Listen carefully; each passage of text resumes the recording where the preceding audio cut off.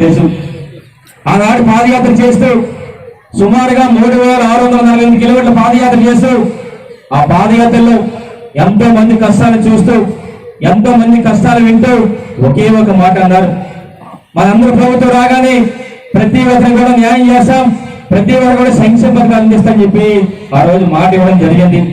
మరి ఏదైతే మాట ఇచ్చారో మాట ప్రకారం ముఖ్యమంత్రిగా ప్రమాణ స్వీకారం చేసిన రోజున ఒకే ఒక మాట అన్నారు, ఈ రోజు నేను ముఖ్యమంత్రి స్థానంలో కూర్చుంటుందంటే ఆ దేవుని దయ వల్ల ఈ రాష్ట్ర ప్రజల దయ వల్ల కూర్చుంటుంది కనుక ఇక నుంచి ఏ సంక్షేమ పథకం పెట్టినా సరే అర్హులైతే చాలు, అర్హంగా ప్రతి ఒక్కరికి కూడా పార్టీలు చూడకుండా రాజకీయాలు చూడకుండా ప్రతి ఒక్కరికి కూడా సంక్షేమ పథకాలు అందిస్తామని చెప్పి ఆ రోజు మాట ఇవ్వడం జరిగింది. మరి ఆ మాట ప్రకారంగా ఈ రోజు ఈ 3 సంవత్సరాల కాలంలో ప్రతి ఒక్కరికి కూడా ఎన్నో సంక్షేమ పథకాలు అందిస్తున్న సంగతి మీ అందరికీ తెలుసు. ఒక్కసారి ఆనాడు తెలుగుదేశం ప్రభుత్వ హయాంలో 2014 ఎన్నికల ముందు మరి చంద్రబాబు ఏమన్నారంటే మా పార్టీ అధికారంలోకి వస్తే నేను ముఖ్యమంత్రి అయితే వ్యవసాయ రుణాలన్నీ కూడా బేషరతుగా మాఫీ చేస్తానని చెప్పి మాట ఇచ్చారు. చాలా మంది రైతులు చంద్రబాబు ముఖ్యమంత్రి అయితే మన రుణాలన్నీ కూడా మాఫీ అవుతాయని చెప్పి ఆశపడి ఎంతో మంది మరి ఓట్లేసి గెలిపిస్తే తీరా అధికారంలోకి వచ్చిన తర్వాత వ్యవసాయ రుణాలు కాదు పంట రుణాలు అన్నారు, పంట రుణాలు కాదు మరి స్కేల్ ఆఫ్ ఫైనాన్స్ అన్నారు, స్కేల్ ఆఫ్ ఫైనాన్స్ కాదు మరి ముఖ్యంగా ఒక ఇంట్లో ఒకరికే ఇస్తామని చెప్పి అందరికీ అన్నారు, అది కూడా ఒక్కొక్కరికి 1,50,000 ఇస్తామని చెప్పి మరి 5 సంవత్సరాల పాటు మరి లేనిపోని ఇవన్నీ కూడా చెప్పిన మాట కాకుండా డ్వాక్రా రుణాలను కూడా బేషరతుగా మాఫీ చేస్తాం, మీ అందరూ కూడా ఓటేసి గెలిపించండి. పాపం చాలా మంది డాక్టర్ అక్క చెరువులు ఓటేసి గెలిపిస్తే తీరా అధికారులకు వచ్చిన తర్వాత మరి ₹1,00,000 ఇస్తాను మాట మార్చి తర్వాత 10,000 ఇస్తామని చెప్పి మాట మార్చి ఆ 10,000 కూడా 3 దఫాలుగా ఇస్తామని చెప్పి మరి డ్వాక్రా మహిళలు కూడా మోసం చేసిన సంగతి అందరూ కూడా తెలియపరచడం జరుగుతుంది. ఇలాగా అనేక సుమారుగా 100 కొద్ది వాగ్దానం చేసి ఆనాడు ఈ రాష్ట్ర ప్రజలు మోసం చేసిన సంగతి అందరూ కూడా తెలుసు. కానీ ఈ రోజు గౌరవ ముఖ్యమంత్రి వైద్యనాథ్ గారి పరిపాలనలో ముఖ్యమంత్రి అయిన తర్వాత సచివాలయం తీసుకొచ్చారు, వాలంటీర్ వ్యవస్థ తీసుకొచ్చారు.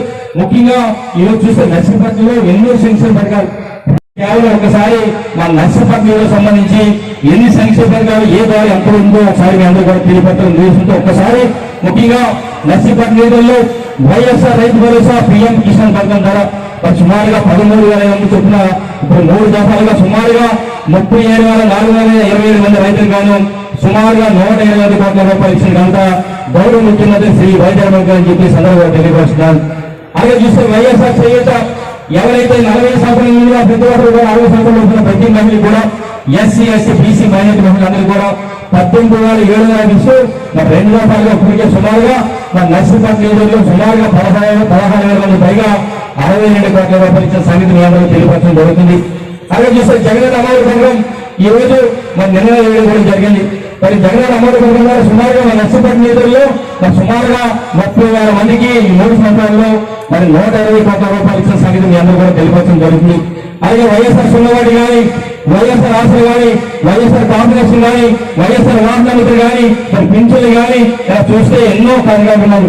జగనన్న వసతి దీవెన, జగనన్న విద్యా దీవెన, అలాగే మనబడి నాడు నేడు వైఎస్ఆర్ వాహన మిత్ర, ముఖ్యమంత్రి సహాయ నిధి, పంచాయతీ రాజ్ వ్యవస్థ నుంచి కూడా ఎన్నో వర్కులు చేయడం జరిగింది. అలాగే ఆర్డబ్ల్యూసీ నుంచి కానీ వైఎస్ఆర్ సున్నవాడి నుంచి కానీ R&D డిపార్ట్మెంట్ చేసే వర్కులు కానీ ముఖ్యంగా R&D మరి హెల్త్ సెంటర్స్ కూడా మరి PHC కూడా ఏర్పాటు చేసుకోవడం అవి కానీ అలాగే ఏరియా హాస్పిటల్లో మరి అదనపు భవనాలు కానీ అలాగే వైఎస్ఆర్ చేయూత కానీ అలాగే వైఎస్ఆర్ ఆసరా కానీ అలాగే ముఖ్యంగా ఇల్లు కానీ ఇల్లు స్థలాలు కానీ సుమారుగా నర్సీపట్నంలో చాలా మందికి 8,000 పైగా ఇవ్వడం జరిగింది. అలాగే టిప్ హౌసింగ్ కూడా త్వరలో ఇవ్వబోతున్నాం. అలాగే ముఖ్యంగా ఏలూరు నుండి తాండవ ఇరిగేషన్ ప్రాజెక్ట్ కూడా 440 కోట్ల రూపాయలు ఇవ్వడం జరిగింది. ఇలా చూస్తే ఈ రోజు నర్సీపట్నం జిల్లాలో కేవలం మరి నర్సీపట్నం నాయమండలం మున్సిపాలిటీలు కానీ మరి గౌరవ ముఖ్యమంత్రి శ్రీ వైఎస్ గారి పరిపాలనలో మరి సంక్షేమ పథకాల ద్వారా అందించిన డబ్బులు కానీ మరి డెవలప్మెంట్స్ కానీ మరి సుమారుగా చూస్తే కేవలం నర్సీపట్నం జిల్లాకి 1,700 కోట్ల రూపాయలు ఇచ్చిన కనుక గౌరవ ముఖ్యమంత్రి శ్రీ వైఎస్ జగన్ చెప్పి సందర్భంగా తెలియడం జరిగింది. మరి చూస్తే మరి ఎన్ని కోట్ల రూపాయలు ఈ రోజు నర్సీపట్నం నిధులకు ఇస్తుంటే అయ్యన్న పాత్రుడు విమర్శ చేస్తున్న సంఖ్య మనం చూస్తున్నాం.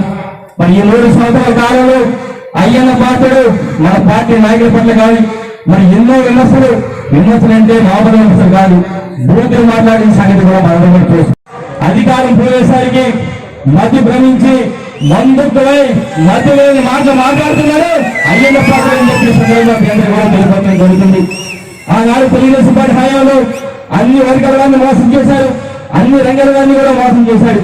మొన్న చూసి అయ్యన్న పాత్ర అంటారు నా కొడక అంటూ, అంటే మా కొడక అంటే మైల్స్ అని అంటాడు. ఆ విధంగానే మేము కూడా అయ్యన్న పాత్రని నా కొడక అని చెప్పి మేము కూడా సంపాదిస్తాం. ఒక్కసారి మీ అందరూ తెలుసు, ఆనాడు రాజకీయ భిక్ష పెట్టిన అక్కడ ఎన్టీఆర్ గారి ఫోటో ఉంది. రాజకీయ భిక్ష ఎన్టీ రామారావు గారిని మరి వెన్ను పోటీ పెట్టిన మరి అయ్యన్న పాత్ర కానీ చంద్రబాబు నాయుడు కానీ మీరు చూస్తున్నారు. ఎన్టీ రామారావు గారు ఎక్కడ ఉన్నారు, మన సాధ్యం ఉంది అన్న. మీరు ఇక్కడే ఆ రోజు ప్రోగ్రామ్ పెట్టారు, టీఎస్పీ ప్రోగ్రామ్. ఇక్కడే మీ పత్రం స్టార్ట్ అయింది, ఇక్కడ మీ వెలుపుకోటి స్టార్ట్ అయిన సంగతి ఒక్కసారి మీరు గమనించాలని చెప్పి సందర్భంగా మీ అందరి ద్వారా తెలియపరచడం జరుగుతుంది.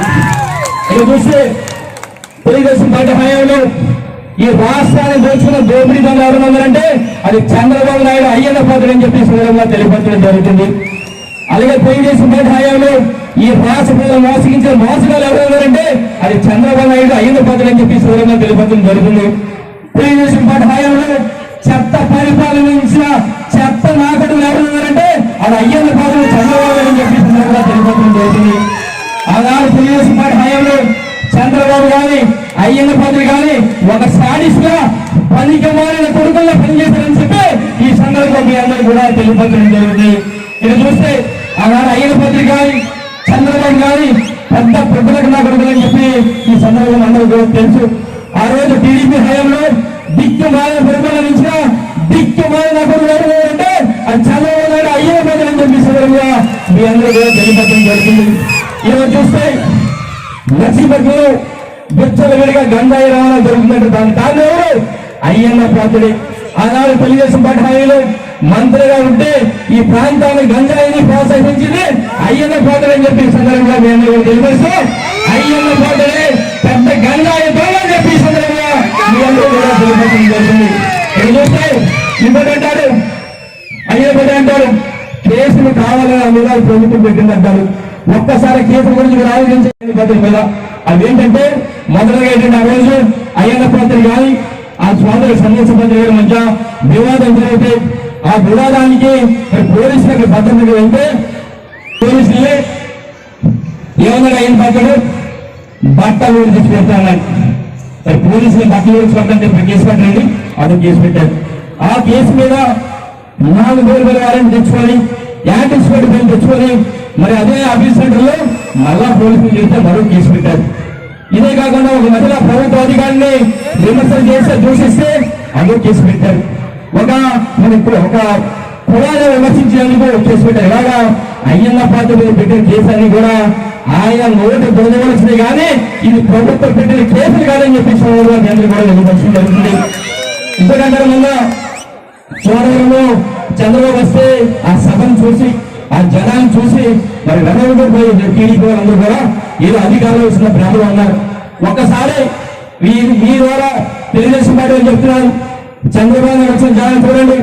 ఒక్కసారి అదే చోడవరంలో మా పార్టీ అధ్యక్షుడు ధర్మశ్రీ గారికి పిలుపునిస్తే అంతకంటే డౌన్ వస్తారని చెప్పి సందర్భంగా మీ అందరూ కూడా తెలియపరచడం జరుగుతుంది.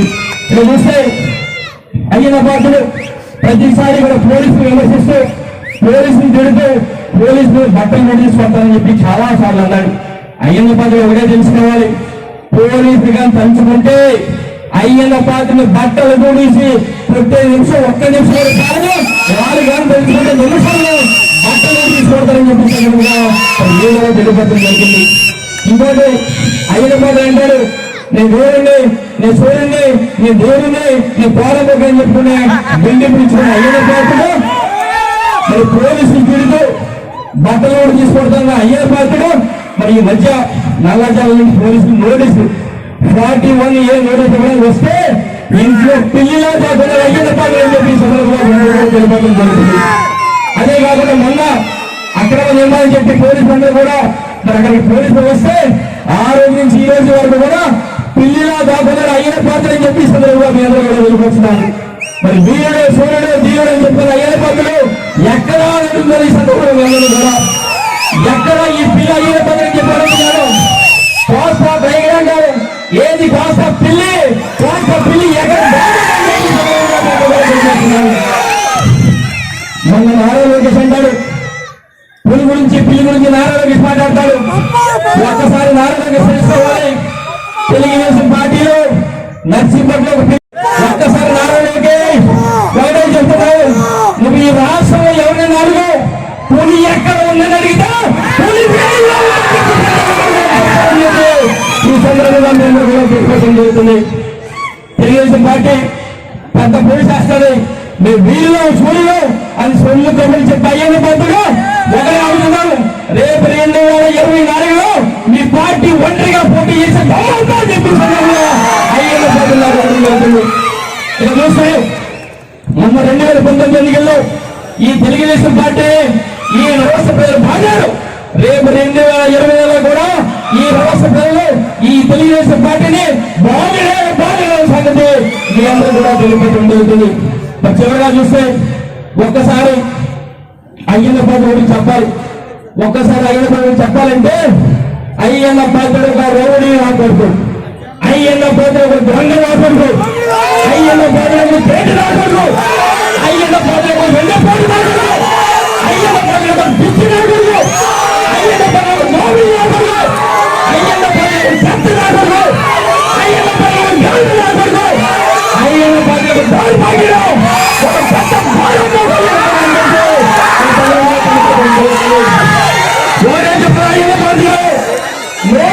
పెట్టుకో గతంలో నేను రోడ్డు నేను రోడ్డు చెప్పి రోడ్డు పారేసుకుంటే గొట్ట రోడ్డు తీసుకున్నాం.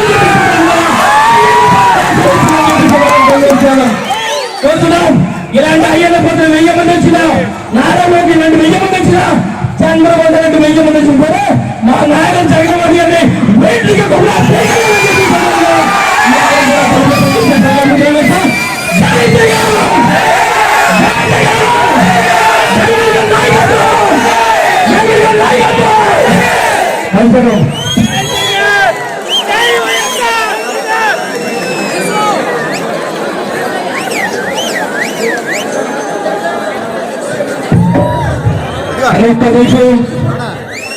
ఒక విషయం చెప్పాలి. మేము కూడా ఇక్కడ పార్టీ మీరు కూడా పార్టీ నాయకులు ముఖ్యమైన నాయకులు మీరందరూ కూడా రావడం జరిగింది. అదే ఎన్నికల్లో